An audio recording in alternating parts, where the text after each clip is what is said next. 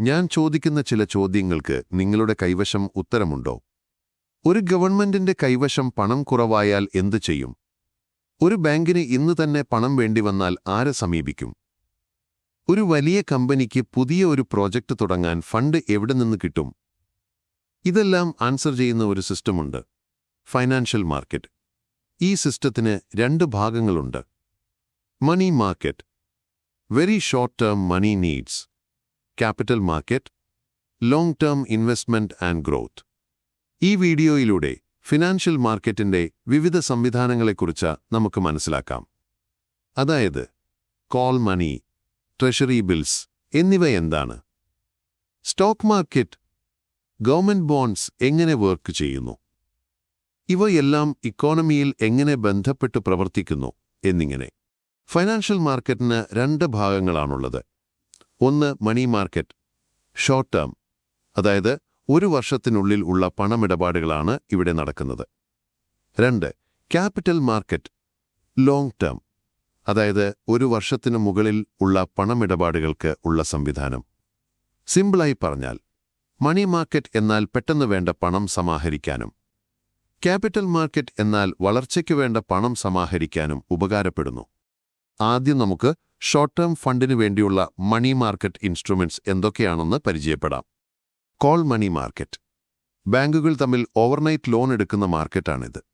ഒരു ബാങ്കിന് ഇന്ന് പണം കുറവാണ് എങ്കിൽ മറ്റൊരു ബാങ്കിൽ നിന്ന് ബോറോ ചെയ്യും. ഇവിടെ ഇൻട്രസ്റ്റ് റേറ്റിനെ കോൾ റേറ്റ് എന്ന് വിളിക്കുന്നു.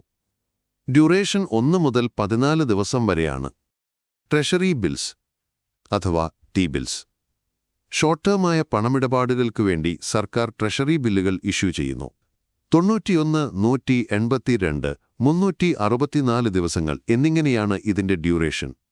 ഇവിടെ ഡിസ്കൗണ്ട് റേറ്റിനു വാങ്ങുന്ന ട്രഷറി ബിൽസ് ഫേസ് വാല്യൂവിന് വിൽക്കാൻ സാധിക്കുന്നു. അതായത് ഒരു ട്രഷറി ബില്ലിന്റെ ഫേസ് വാല്യൂ 100 രൂപയാണെന്ന് സങ്കൽപ്പിക്കുക. 5% ഡിസ്കൗണ്ടിന് 95 രൂപയ്ക്ക് ഇത് വാങ്ങുകയാണെങ്കിൽ റെഡീം ചെയ്യുമ്പോൾ 100 രൂപ തന്നെ തിരികെ ലഭിക്കുന്നു. ഗവൺമെന്റ് ബാക്കിംഗ് ഉള്ളതുകൊണ്ട് ഏറ്റവും സേഫായ ഇൻസ്ട്രുമെന്റ് കൂടെയാണ് ട്രഷറി ബിൽസ്. കമേഴ്ഷ്യൽ പേപ്പർ എന്നത് വലിയ കമ്പനികൾ ഷോർട്ട് ടേമായി പണം സമാഹരിക്കാൻ വേണ്ടി ഇഷ്യൂ ചെയ്യുന്ന ഒരു ഫൈനാൻഷ്യൽ ഇൻസ്ട്രുമെന്റാണ്. ഇത് ഒരു തരത്തിലുള്ള അൺസെക്യൂർഡ് ലോനാണ്, അതായത് കൊളാട്രലൊന്നുമില്ല. കമ്പനിയുടെ ഫൈനാൻഷ്യൽ സ്ട്രെങ്ത്, ക്രെഡിറ്റ് റേറ്റിംഗ് എന്നിവയാണ് ഇവിടെ പ്രധാനമായത്. കമേഴ്ഷ്യൽ പേപ്പർ സാധാരണയായി 7 ദിവസം മുതൽ 1 വർഷം വരെയുള്ള കാലാവധിയിലാകും ഇഷ്യൂ ചെയ്യുന്നത്. മിക്കപ്പോഴും വർക്കിംഗ് ക്യാപിറ്റൽ ആവശ്യങ്ങൾക്കായി, അതായത് സാലറി, റോ മെറ്റീരിയൽസ് തുടങ്ങിയവയ്ക്കു വേണ്ടി പണം സമാഹരിക്കാനാണ് ഈ മാർഗം ഉപയോഗിക്കുന്നത്. ഇത് ഡിസ്കൗണ്ടിന് ഇഷ്യൂ ചെയ്യും. ഉദാഹരണം, 100 രൂപ വാല്യൂ ഉള്ള CP 95 വാങ്ങാം. മെച്യൂരിറ്റിയിൽ 100 രൂപ തന്നെ കിട്ടും. അപ്പോൾ ഒരു ചോദ്യം, ഇത് ആരാണ് വിൽക്കുന്നത്? CP പ്രധാനമായും ഇഷ്യൂ ചെയ്യുന്നത് വലിയ ഫൈനാൻഷ്യലി സ്ട്രോങ് ആയ കമ്പനീസ്, NBFC പോലുള്ള ഫൈനാൻഷ്യൽ ഇൻസ്റ്റിറ്റ്യൂഷൻസ് ഒക്കെയാണ്. അവർ മാർക്കറ്റിൽ CP ഇഷ്യൂ ചെയ്യുന്നു, ഇൻവെസ്റ്റേഴ്സ് അത് വാങ്ങുന്നു, അങ്ങനെ കമ്പനികൾക്ക് പണം ലഭിക്കുന്നു. സിമ്പിളായി പറഞ്ഞാൽ കമേഴ്ഷ്യൽ പേപ്പർ എന്നാൽ കമ്പനികൾ മാർക്കറ്റിൽ നിന്ന് ഷോർട്ട് ടേമായി അൺസെക്യൂർഡായി പണം കടമെടുക്കുന്ന മാർഗം. സർട്ടിഫിക്കറ്റ് ഓഫ് ഡെപ്പോസിറ്റ് അല്ലെങ്കിൽ CD എന്നത് ബാങ്കുകൾ ഷോർട്ട് ടേമായി പണം സമാഹരിക്കാൻ ഉപയോഗിക്കുന്ന ഒരു ഫൈനാൻഷ്യൽ ഇൻസ്ട്രുമെന്റാണ്. സിമ്പിളായി പറഞ്ഞാൽ ഇത് ഒരു ഫിക്സ്ഡ് ഡിപ്പോസിറ്റ് പോലെയാണ്, പക്ഷേ മാർക്കറ്റിൽ ട്രേഡ് ചെയ്യാവുന്ന ഒരു രൂപം. CD ഇഷ്യൂ ചെയ്യുന്നത് പ്രധാനമായും ബാങ്ക്സാണ്. ഇൻവെസ്റ്റേഴ്സ് ബാങ്കിന് പണം നൽകുന്നു, ബാങ്ക് അതിനു പകരം CD ഇഷ്യൂ ചെയ്യുന്നു. ഇതിനൊരു ഫിക്സ്ഡ് മെച്യൂരിറ്റി ഉണ്ടാകും, സാധാരണയായി 7 ദിവസം മുതൽ 1 വർഷം വരെ. മെച്യൂരിറ്റി സമയത്ത് ഇൻവെസ്റ്ററിന് പ്രിൻസിപ്പൽ കൂടാതെ ഇൻട്രസ്റ്റ് കൂടി ലഭിക്കും. CDയുടെ ഒരു പ്രധാന പ്രത്യേകത എന്താണെന്നാൽ ഇത് സേവിങ്സ് അക്കൗണ്ടിനേക്കാൾ കൂടുതൽ റിട്ടേൺ നൽകും. അതേസമയം റിസ്ക് കുറവാണ്, കാരണം ഇത് ബാങ്ക്സാണ് ഇഷ്യൂ ചെയ്യുന്നത്. ഇത് മറ്റൊരാൾക്ക് ട്രാൻസ്ഫർ ചെയ്യാനും കഴിയുന്നു, അതായത് നെഗോഷിയബിളാണ്. കമ്പനീസ്, മ്യൂച്വൽ ഫണ്ട്സ്, ഇൻസ്റ്റിറ്റ്യൂഷൻസ് എന്നിവയാണ് സാധാരണയായി CD വാങ്ങുന്നത്. സിമ്പിളായി പറഞ്ഞാൽ സർട്ടിഫിക്കറ്റ് ഓഫ് ഡെപ്പോസിറ്റ് എന്നാൽ ബാങ്കുകൾ ഷോർട്ട് ടേമായി പണം സമാഹരിക്കാൻ ഇഷ്യൂ ചെയ്യുന്ന സേഫായ ഒരു investment instrument. Repo, reverse repo എന്നത് ബാങ്കുകളും സെൻട്രൽ ബാങ്കും തമ്മിലുള്ള ഷോർട്ട് ടേം മണി ട്രാൻസാക്ഷൻസ് ആണ്. ആദ്യം റിപ്പോ എന്താണെന്ന് നോക്കാം. റിപ്പോ എന്നത് ബാങ്കുകൾക്ക് പണം കുറവായാൽ സെൻട്രൽ ബാങ്കിൽ നിന്ന് കടം എടുക്കുന്ന രീതിയാണ്. ബാങ്കുകൾ അവരുടെ ഗവൺമെന്റ് സെക്യൂരിറ്റീസ് സെൻട്രൽ ബാങ്കിന് താൽക്കാലികമായി വിറ്റ് പിന്നീട് തിരിച്ചു വാങ്ങുമെന്ന് വാഗ്ദാനം ചെയ്യുന്നു. ഇതിന് അവർ നൽകുന്ന പലിശയാണ് റിപ്പോ റേറ്റ്. ഇനി റിവേഴ്സ് റിപ്പോ നോക്കാം. റിവേഴ്സ് റിപ്പോ എന്നത് ബാങ്കുകൾക്ക് അധിക പണം ഉണ്ടെങ്കിൽ അത് സെൻട്രൽ ബാങ്കിൽ ഡിപ്പോസിറ്റ് ചെയ്യുന്നതാണ്. ഇതിന് സെൻട്രൽ ബാങ്ക് ബാങ്കുകൾക്ക് ഇൻട്രസ്റ്റ് നൽകും. അത് റിവേഴ്സ് റിപ്പോ റേറ്റ് എന്നാണ് വിളിക്കുന്നത്.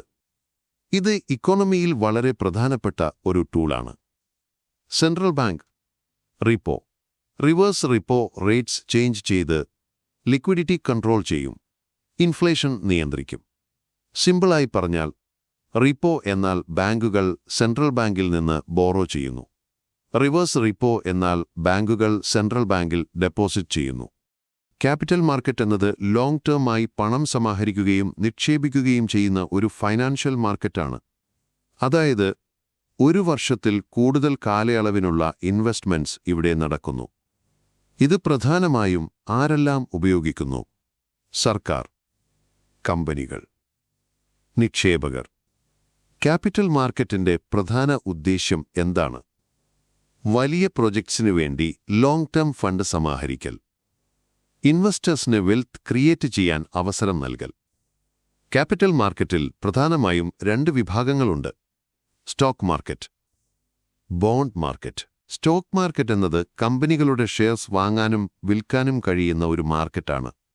ഒരു കമ്പനി ഷെയർസ് ഇഷ്യൂ ചെയ്താൽ ആ ഷെയർസ് വാങ്ങുന്ന ആളുകൾ ആ കമ്പനിയുടെ ഭാഗമായ ഉടമകളാകും. ഉദാഹരണത്തിന്, നിങ്ങൾ ഒരു കമ്പനിയുടെ ഷെയർ വാങ്ങിയാൽ ആ കമ്പനിയിലെ ചെറിയൊരു ഓണർഷിപ്പ് നിങ്ങൾക്ക് ലഭിക്കും. സ്റ്റോക്ക് മാർക്കറ്റിൽ നമ്മൾ എങ്ങനെ പ്രോഫിറ്റ് നേടുന്നു? രണ്ട് പ്രധാന വഴികളുണ്ട്. ഡിവിഡൻഡ്, കമ്പനി പ്രോഫിറ്റ് ഉണ്ടാക്കിയാൽ അതിന്റെ ഒരു ഭാഗം ഷെയർ ഹോൾഡേഴ്സിന് നൽകും. ക്യാപിറ്റൽ ഗെയിൻ, ഷെയർ പ്രൈസ് ഉയർന്നാൽ വാങ്ങിയതിലും കൂടുതലിന് വിറ്റ് പ്രോഫിറ്റ് നേടാം. സ്റ്റോക്ക് മാർക്കറ്റ് പ്രധാനമായും രണ്ട് ഭാഗങ്ങളാണ്: പ്രൈമറി മാർക്കറ്റ് IPO, കമ്പനി ആദ്യമായി ഷെയർസ് ഇഷ്യൂ ചെയ്യുന്നത്.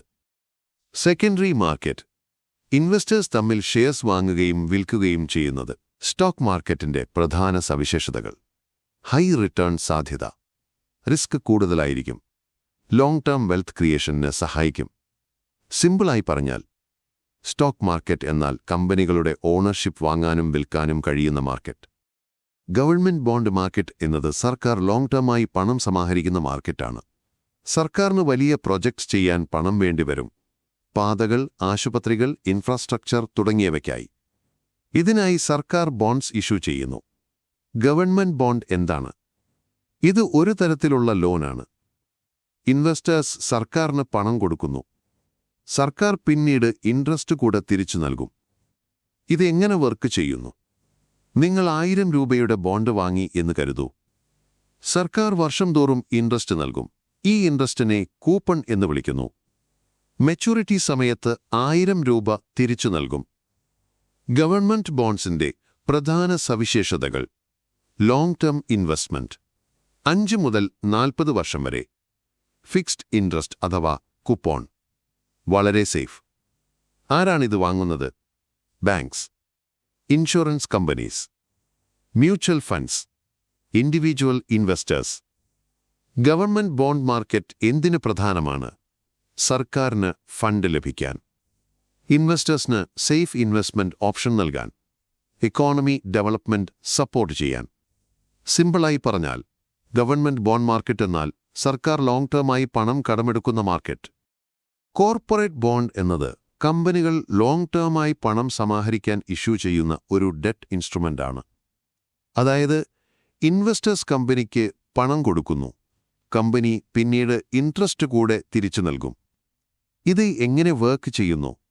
നിങ്ങൾ ഒരു കോർപ്പറേറ്റ് ബോണ്ട് വാങ്ങുന്നു. കമ്പനി നിശ്ചിത കാലയളവിൽ ഇൻട്രസ്റ്റ് നൽകും. മെച്യൂരിറ്റി സമയത്ത് പ്രിൻസിപ്പൽ തിരിച്ചു നൽകും. കോർപ്പറേറ്റ് ബോണ്ട്സ് എന്തിന് കമ്പനീസ് ഇഷ്യൂ ചെയ്യുന്നു? വലിയ പ്രോജക്ട്സ് ചെയ്യാൻ, എക്സ്പാൻഷൻ നടത്താൻ, ബിസിനസ് വളർത്താൻ.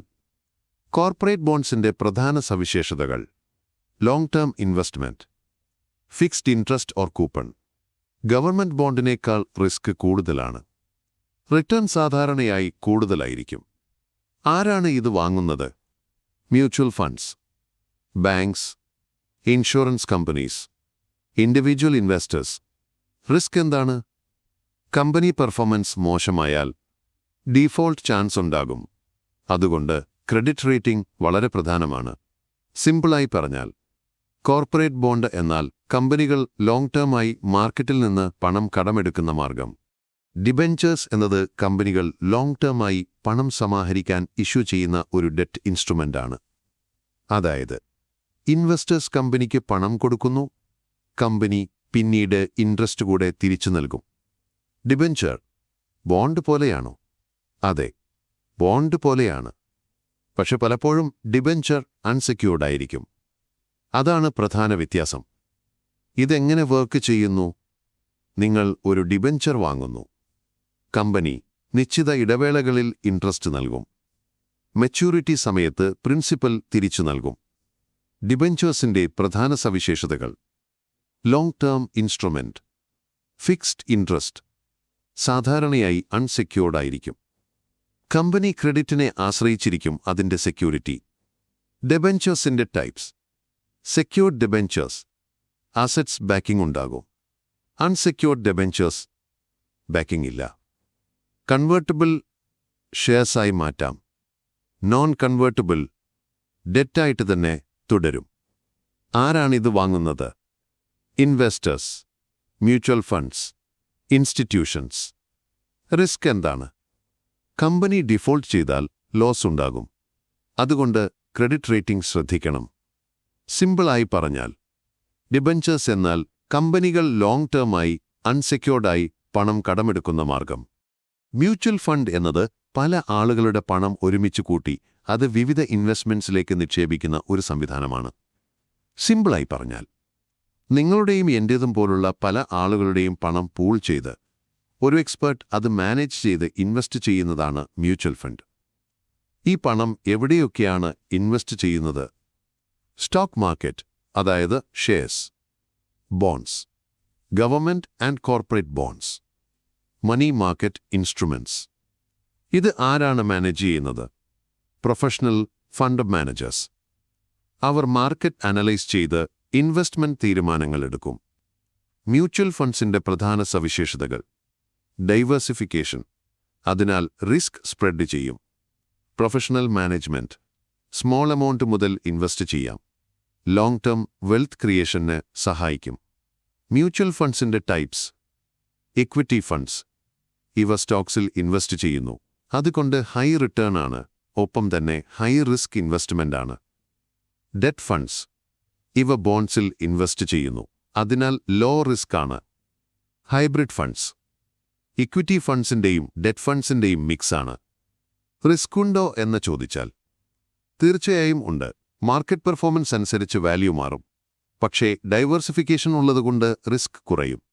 സിമ്പിളായി പറഞ്ഞാൽ, മ്യൂച്വൽ ഫണ്ട് എന്നാൽ പല ആളുകളുടെ പണം ഒരുമിച്ച് ഇൻവെസ്റ്റ് ചെയ്ത് പ്രൊഫഷണലായി മാനേജ് ചെയ്യുന്ന ഇൻവെസ്റ്റ്മെന്റ് സംവിധാനം. Quick revision: money market, short term, low risk, high liquidity. Capital market, long term, higher return, growth oriented. നിങ്ങൾക്കിപ്പോൾ ഫിനാൻഷ്യൽ മാർക്കറ്റിലെ വിവിധ ഇൻസ്ട്രുമെന്റ്സിനെക്കുറിച്ച് ധാരണ കിട്ടിയില്ലേ? 2023 UPSC പ്രീലിംസ് ചോദ്യം ഒന്ന് സോൾവ് ചെയ്ത് നോക്കൂ. വീഡിയോ പോസ്റ്റ് ചെയ്ത ശേഷം ഉത്തരം കമന്റ് ചെയ്യുക. Consider the following markets: government bond market, call money market, treasury bill market, stock market. How many of the above are included in capital markets? A. Only 1. B. Only 2. C. Only 3. D. All 4. Video ഇഷ്ടമായെങ്കിൽ like, share and subscribe.